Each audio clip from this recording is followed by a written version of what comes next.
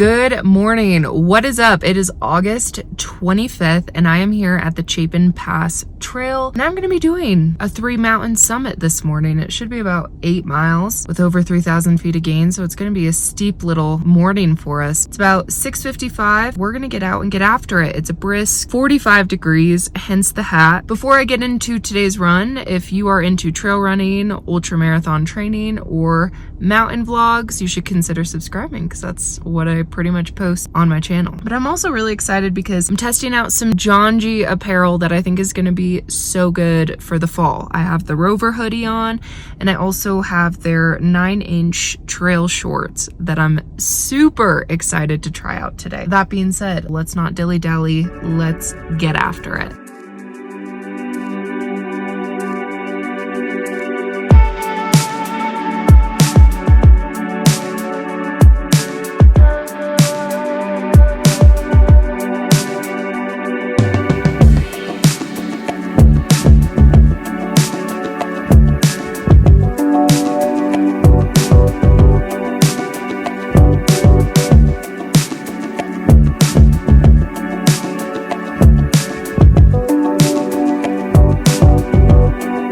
Insane. There's probably like 10 bull elk. I've never seen them. I think they were just like play fighting, but that was really spectacular. The zoom on my camera is good. I maintained my distance and showed respect, so just so we're all on the same page.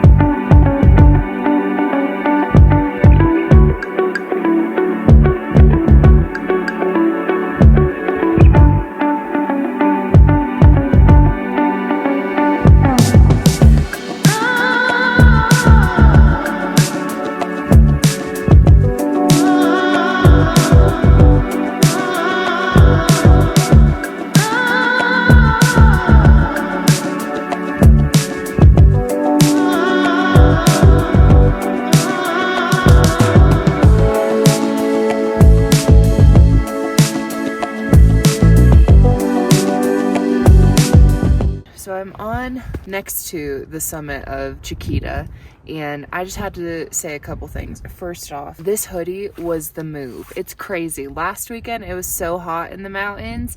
This weekend it's definitely fall in the high peaks. It's chilly and windy and there's a bite to the wind, so this hoodie is going to be so clutch in the fall and for colder days, windy days, and I'm loving it. It's just so nice, and I've gotten a little sweaty, but the merino wool just kind of wicks the moisture away. And then I also have to mention the MVP. These gloves are also Jonji, and so what's nice is they work as a glove, but then they have these wind resistant, like wind blocking covers, and I believe these are also water resistant. So perfect for today. Click the link in my description, go check out Jonji, go get some of this great gear, and you can use my code Mountain High Life to save 10% on your next order. Thank you to Jonji for partnering with me. Now let's go summit Mount Ypsilon.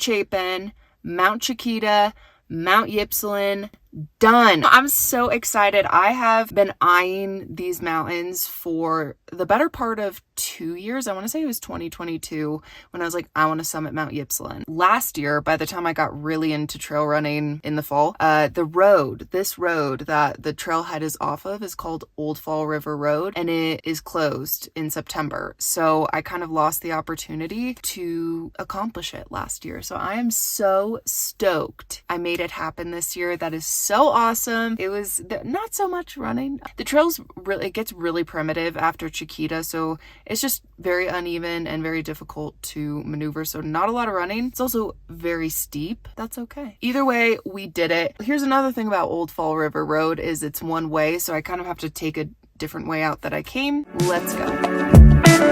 There they are. This is what we did today. All right, we got Mount Chapin right there. So it's about 5:30 and I cannot even believe how fast the day has just gone. So when I got home, I made a homemade salad, some arugula. I roasted some vegetables yesterday that had some chickpeas in them, made a homemade dressing. Just been eating, chilling. I took a little nap. I showered. I've done planning for the channel as well as running, kind of everything. So it's been a productive day in addition to like enjoying the mountains. Believe it or not, this was not the weekend I had originally planned. Keeping it brief, I was going to do some big mountain adventures, use the rooftop tent, camp, be in the mountains all weekend. And you might kind of hear the congestion that I have going on still, but basically Wednesday I woke up not feeling great. I don't know, turned into this sinus thing, allergy thing.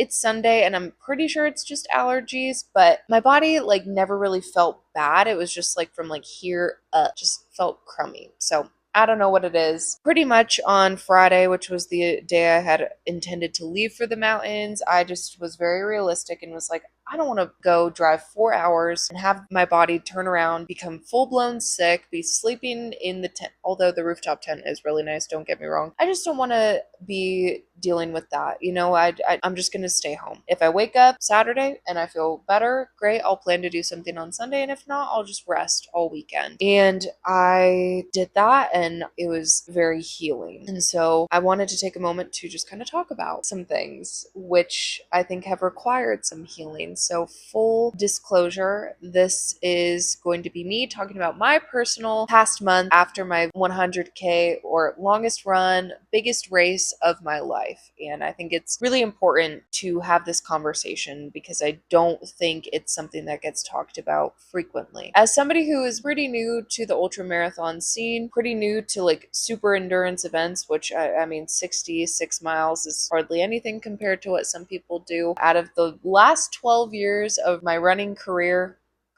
I can confidently say I've never put so much time, miles, elevation gain, organization, planning, money into one singular event in my life, even outside of running. And I think it's really cool to witness, you know, the entire journey from January to the end of July of having, you know, things go well, things go not well, you know, making it through it. It's been so cool to witness it all unfold, have a successful first 100K despite the adversity, despite the troubles. I'm very, very happy with the fact that I was able to finish and walk away from it injury free, pretty much like issue free. I will say on the flip side of that, with so much time editing me, I don't know why I say event like 8,000 times in the next 15 seconds, but I'm talking about Never Summer, I'm talking about the race. Just don't take a shot every time I say event, okay?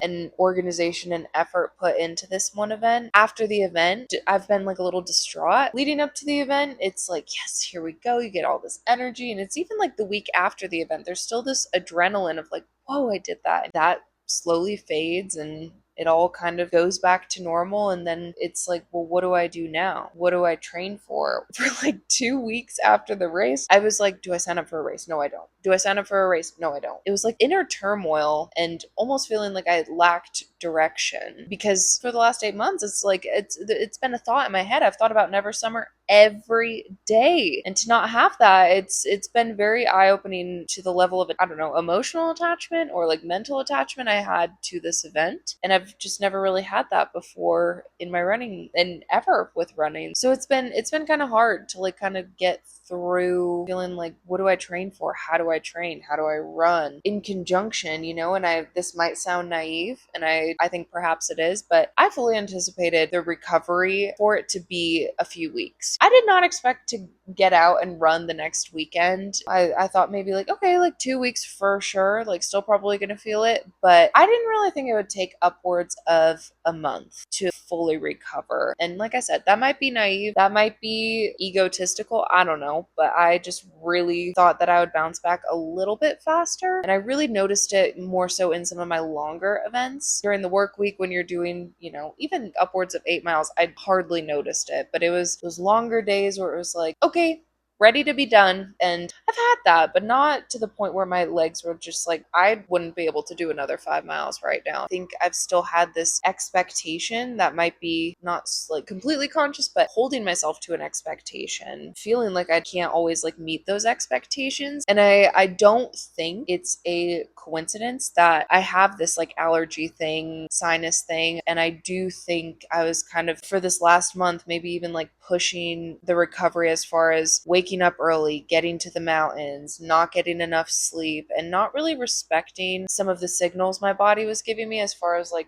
needing rest, needing recovery, and taking this weekend to really think about that, reflect on that. It's been very eye-opening. I feel like I've just been out of alignment with my mind, my body, and my soul. This is not something I've really heard too many people talk about, where it's like after your first big race, how you might just feel like, whoa, maybe this is my personality. I like get energized, like planning, training, and content. And I think because I don't have that event, I've been like struggling where it's like, well, I have all these other things I want to do. And then to also have my body being like, I can't give you what you want, it has been so hard for maybe my ego to just be okay with. The point to this conversation is I have struggled over the last month to kind of find my footing, like I said, mentally, emotionally, and physically with everything. And I felt very out of alignment. I took this weekend to just center myself and give myself some grace, give myself patience, my body patience, and understand things aren't going to look like they did in May. Things aren't going to look like they did in June or July, and that's okay. We're going to slow it down. We're going to listen to our body. We're not going to get another sinus infection. We're not going to get injured.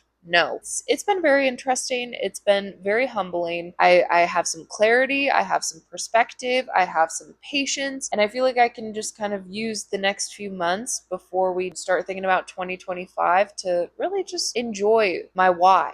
Why do I run? Why do I want to trail run? Why do I want to run ultras? And it's because I love running. I love the mountains. I love being on trail. I love being in nature for extended periods of time. I think I really just needed to come to. That's that. Phew! But I just wanted to talk about that. Like I said, I know it wasn't exactly what I had intended for this weekend, but if you made it to this point in the video, thank you so much for watching. Please leave me a comment. Let me know about your first ultra experience.